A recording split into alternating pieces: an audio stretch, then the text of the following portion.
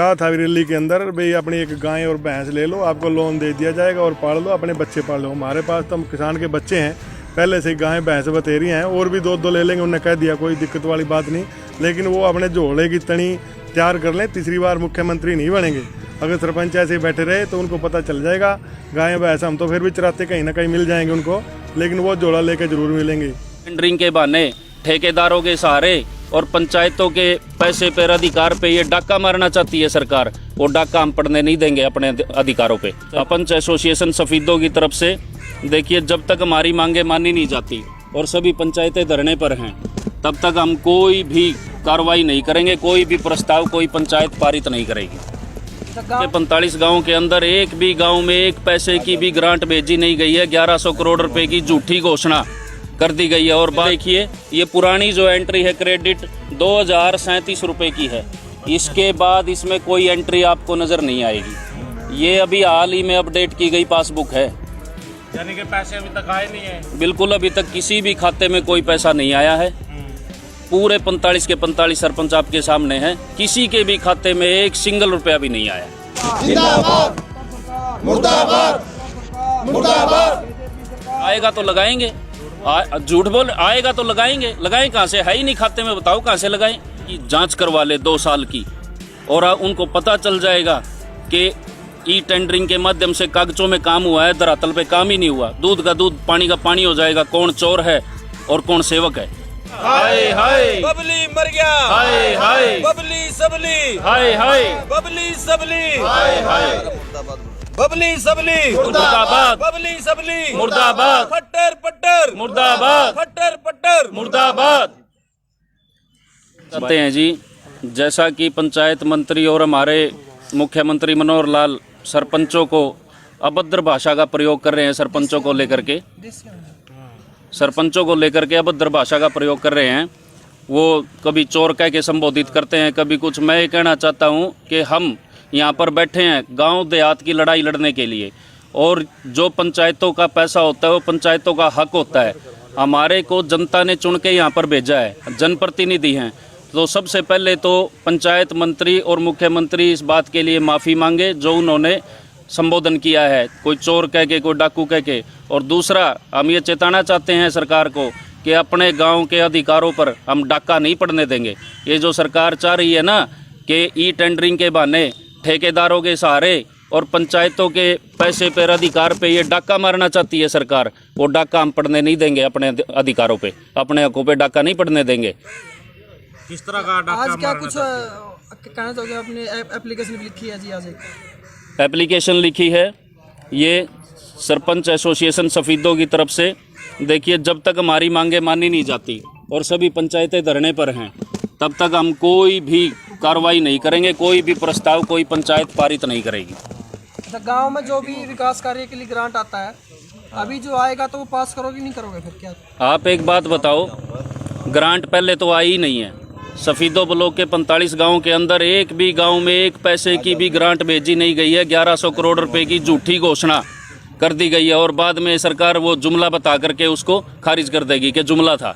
मुख्यमंत्री तो कह रहे 1100 करोड़ रुपए दे दी गई है। 1600 सरपंच है ये हरियाणा के, उनका काम शुरू कर दिया गया। भाई साहब, हम प्रेस के माध्यम से आपके सामने आपको दिखाना चाहते हैं। हमारे सरपंच नरवैर सिंह जी हैं, ये दिखा रहे हैं, और ये चेक बुक है इनकी, ये पासबुक में देखिए, ये पुरानी जो एंट्री है क्रेडिट 2037 रुपए की है।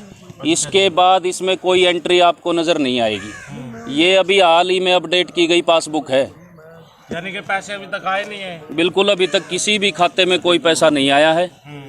पूरे 45 के 45 सरपंच आपके सामने हैं, किसी के भी खाते में एक सिंगल रुपया भी नहीं आया। मुख्यमंत्री तो ये भी कह रहे हैं कि भाई मार्च तक पैसा लगा लो, नहीं तो वापसी। लगाएं कहाँ से? आएगा तो लगाएंगे। झूठ बोल आएगा तो लगाएंगे। लगाएं कहाँ से? है ही नहीं खाते में, बताओ कहाँ से लगाएं? और जब तक मांगे नहीं मानी जाती तब तक लगाएंगे नहीं। देखो, ई टेंडरिंग के माध्यम से जो ठेकेदारों से सरकार काम करवाना चाहती है, हम वो ऐसा कतई नहीं होने देंगे। ठेकेदारों के माध्यम से जो गांव देहात का जो हमारा पैसा है, जो हमारे गांव के विकास कार्य के लगना चाहिए, हम उस पर डाका नहीं पड़ने देंगे। ये सारी सरपंच बैठे, सरपंच एसोसिएशन सारी सफीदों की यहाँ पे मौजूद है, और यही निर्णय लिया गया, हम उस पर डाका नहीं पड़ने देंगे बिल्कुल भी। आगे का प्लान क्या रहेगा फिर आपका? आगे का प्लान भाई, जो हमारी 25 सदस्यीय कमेटी है वो जैसा भी निर्णय करेगी, चंडीगढ़ कूच के लिए कहेंगे तो हम जाएंगे। अच्छा, कि हर जो विधायक है उनके घर पे घेरा चलने की बातें हो रही थी।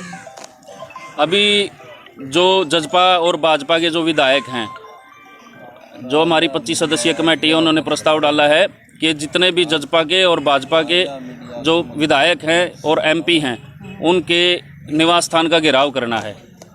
लेकिन सफ़ीदों में तो कोई विधायक है नहीं, ना जजपा का ना भाजपा का। परिभाषा छोड़ें, और वो भी जनप्रतिनिधि हैं और हमें भी गांव की जनता ने चुन करके यहाँ पे बिठाया। गांव की जनता ने, मतलब एक बात बताओ, आप चोर कह के सरपंचों को संबोधित कर रहे हो। गांव की जो जनता है क्या उसको समझ नहीं है भी उन्होंने चोर को चुना है या काम करने वाले सरपंच को चुना है, पढ़े लिखे को? जितने मेरे साथी यहाँ पे बैठे हैं, आप कैमरा घुमा लो, सारे पढ़े लिखे हैं। कोई बीए है, कोई एमए है, कोई बीटेक है, कोई एमटेक है। तो गांव वाले मूर्ख हैं? ये पूरे गांव की जनता का अपमान है, सभी लोगों का अपमान है, जो क्योंकि आप उनके चुने हुए प्रतिनिधि को चोर कह रहे हो। उन्होंने विश्वास करके उस प्रतिनिधि को चुना था कि हमारे काम करेगा, विकास कार्य, और उन्होंने पढ़े लिखे प्रतिनिधि चुने हैं सारे। अच्छा, एक बात और है, सारे सरपंच इकट्ठे हैं जी अब ईस्ट हरियाणा के और पूरे खिलाफ हैं पूरी सरकार के। तो आपने अपने अपने गांव वालों का कितना साथ है जी? जो सरपंच है वो गांव देहात की लड़ाई लड़ रहे हैं। आप देखो, पिछले 2 साल का जो प्रशासनिक कार्यकाल रहा, सरपंचों का जब उनके रिकॉर्ड जमा हो गया था पिछली पंचायतों का, उसके बाद प्रशासनिक कार्यकाल रहा। और हम सरकार से अनुरोध करते हैं कि पिछली प्रशासनिक कार्रवाई की जांच करवा ले 2 साल की, और उनको पता चल जाएगा कि ई टेंडरिंग के माध्यम से कागजों में काम हुआ है, धरातल पे काम ही नहीं हुआ। दूध का दूध, पानी का पानी हो जाएगा, कौन चोर है और कौन सेवक है। मेरा सवाल ये था जी, गांव की जनता कितना साथ है जी? गांव की जनता का साथ है हमारे साथ। गांव की जनता ने चुन के हमारे को भेजा है। इस बात का पता को आपको आने वाले इलेक्शन में लग जाएगा, गांव की जनता कितनी साथ है और कितनी दूर है। क्योंकि अब फिलहाल अगर गांव की जनता साथ नहीं आएगी तो उनका पता नहीं चलेगा ना कि ये जो सरपंच हैं इनकी पावर कितनी है। गांव की हम छोटी सरकार हैं जिन्होंने बना के हमें यहाँ भेजा है। रोज़ वो यहाँ काम से आते हैं, आके देखते हैं हम क्या कर रहे हैं। क्या सरपंच इस धरनास्थल पे बैठने के लिए बनाए गए थे? अच्छे कार्य के लिए बनाए गए थे, गांव के विकास के लिए बनाए गए थे। गांव का विकास इन्होंने बंद कर दिया और कल से सेक्रेटरियों के माध्यम से सरकार ने प्रेशर डलवा करके और प्रस्ताव मांगे थे 2 लाख से ऊपर के, 5 के, 7 के, 10 के। हम सभी ने इकट्ठे हो गए अपनी अपनी कार्रवाई यहाँ रख दी है। कोई प्रस्ताव नहीं डाला और सरकार को चिताया है और लिख के दे दिया है। आगे कोई कार्य नहीं होगा जब तक हमारा फैसला नहीं होता। और सीएम मनोहर लाल जी का हमने उन्होंने कहा था रैली के अंदर, भाई अपनी एक गाय और भैंस ले लो, आपको लोन दे दिया जाएगा और पाल लो, अपने बच्चे पाल लो। हमारे पास तो हम किसान के बच्चे हैं, पहले से गाय भैंस बतेरी हैं, और भी 2 ले लेंगे। उन्होंने कह दिया कोई दिक्कत वाली बात नहीं, लेकिन वो अपने झोले की तनी तैयार कर लें, तीसरी बार मुख्यमंत्री नहीं बनेंगे। अगर सरपंच ऐसे बैठे रहे तो उनको पता चल जाएगा। गाय भैंस हम तो फिर भी चराते कहीं ना कहीं मिल जाएंगे उनको, लेकिन वो झोला लेके जरूर मिलेंगे। अगर अभी भी सरकार ने नहीं सुनी, इसके बाद फिर क्या प्लान रहेगा जी? फिर इलेक्शन आएगा। इलेक्शन में जैसे सरकार को सुनाया जाता है, गांव और देहात के लोग जैसे सुनाते हैं, शहर भी गांव देहात से ही बड़े हैं, वही लोग तो आगे बसे हुए हैं शहरों में। अगले इलेक्शन में तो जी 1-1.5 साल पड़े हैं पूरे, 2 किलो। कोई नहीं, इतना डंड पहलेंगे, तैयारी करेंगे, दूध खावांगे, फिर मशीन आओगे और दबा के बटन दबाओगे। 2 साल तक काम में कोई काम नहीं होगा। काम नहीं होंगे, वो जिनसे हैं वह तो करेंगे। इतने बैठे हैं, नहीं फैसला होगा फिर देखी जाओगी जी। तो जैसे कांग्रेस सरकार कितना साथ दे रही है विपक्ष में? कांग्रेस सरकार साथ, अगर वो शासन में होती तो देती, अगर है ही नहीं है तो वो साथ क्या देगी? वो धरने पे आए थे विधायक जी, अपना समर्थन कर गए हैं, हम उनका मान सम्मान करते हैं इस बात का। तो जेजेपी के विधायक है वो भी रामकरण काला, उनके द्वारा भी जेजेपी का जो विधायक है वो समर्थन में है सरपंच, वो जो समर्थन में आएगा उसकी बात हम भी मानेंगे, उसके साथ मान सम्मान भी करेंगे। गांव में आएगा उसका भी सम्मान करेंगे। जो सरपंचों की आवाज़ उठाएगा उसके साथ हैं हम। रामकरण काला जी का हम धन्यवाद करते हैं इस बात का, उन्होंने हमारी आवाज़ उठाई है। अच्छा, गांव के सरपंचों के खिलाफ तो मतलब सरपंचों ये जो तैयारी कर रहे हैं अपनी आगे लड़ने की, इसमें क्योंकि आप लोगों के ऊपर जिला परिषद होते हैं, जिला परिषद की क्या भूमिका इस मामले में? जिला परिषद के आए थे जो अपने मेंबर हैं यहाँ से, उन्होंने समर्थन दिया है। ब्लॉक समिति वालों ने भी सबने समर्थन दिया है। चेयरमैन साहब भी आए थे, वो अपनी बाइट दे के गए थे उस दिन। वो हमारे सभी साथ हैं, हमारे से बाहर थोड़ा हैं, वो गाँव से ही हैं। पट्टर जी ये कह रहे हैं भाई ई टेंडरिंग आने से पारदर्शिता आएगी, ठीक है। और जो सरपंच आज विरोध कर रहे हैं, कहीं ना कहीं वो जैसे खाना चाहते थे उनको खाने को नहीं मिल रहा, इसलिए वो विरोध कर रहे हैं। जब हम सरपंच को नहीं बने थे, जब ये टेंडरिंग चालू थी क्या? तो फिर हमने जब भूखे मर रहे थे। अभी जितने भी गांव में पिछले 2 साल से विकास कार्य नहीं हुए हैं और जो कागजों में दिखाए गए हैं, उनके 6-6, 7-7, 9-9 लाख रुपए मांग रहे हैं आकर के ठेकेदार। जो हमारे गांव में विकास ही नहीं होता, उनको पैसे हम कहाँ से दें, कहाँ से प्रस्ताव डालें? इस बात की जांच कर लो। आज भी इस बात का रोड़ा पड़ रहा है थोड़ा, ये भाई बैठे हैं, इनसे पूछ लो। सरकार कह रही है कि वो हमारे को खाने का मौका नहीं देगी, लेकिन हम पहले भी कह चुके हैं कि हम भी सरकार को ई टेंडरिंग के माध्यम से खाने का मौका नहीं देंगे। हम अपने हकों की लड़ाई के लिए बैठे रहेंगे।